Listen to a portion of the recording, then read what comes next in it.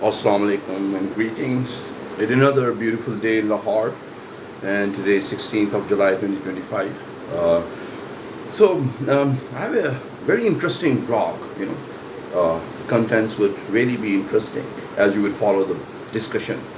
Uh, Today, surprisingly, my wife shared that a colleague actually shared with her colleague, uh, shared with my wife Amna Dawood, uh, the app which is called Maths GPT, and she said yes. Now even um, advanced AI language model can solve equations, mathematical equations. So I said, oh, it's like a calculator. Earlier we had calculators which could do plus, minus, and which could take logarithms and simple calculations. But now it can do algebra as well. While at the same time, advanced language model is built on a mathematical equation and a complex algorithm. While at the same time, everybody knows about advanced artificial intelligent language models, ChatGPT, Microsoft Copilot, DeepSeek, Grok. And so a question came to my mind, okay, so how would the young generation orient themselves towards these great facilities, which would apparently make everyone's life so easy? I could write a good book of maybe 100 pages within a day, working with ChatGPT or Microsoft Copilot. But at the same time, now I can solve equations. But yes, what is formal education all about? It is about student learning, especially school education and college education. It is not really about professional, expertise or skills. Yet it is about learning. It is about developing a certain intelligent quotient through solving yourself mathematical equations, cumbersome mathematical equations which have no practical application, while also developing great linguistic skills, both in Urdu, Arabic, English, maybe Spanish, French, or it could be Mandarin as well. Or there are so many languages in the world, as well as maybe Pashto, Punjabi, Saraiki, Balochi, Sindhi.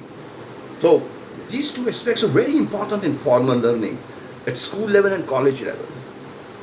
Uh, and therefore, what would be an idea that which would represent the most relevant application of these advanced AI applications, which could solve mathematical equations, cumbersome mathematical equations, which could just write essays, which could really in detail orient your basic ideas into a long text in English, Urdu, or any other language. And I remember, LUMS professor, great, very learned professor, Faisal Bari. He would say, yes, education, even in undergrad education, is not really about finding jobs and professionalism, but rather about learning. And he has now, he's most probably dean of the School of Education at LUMS. Great wisdom.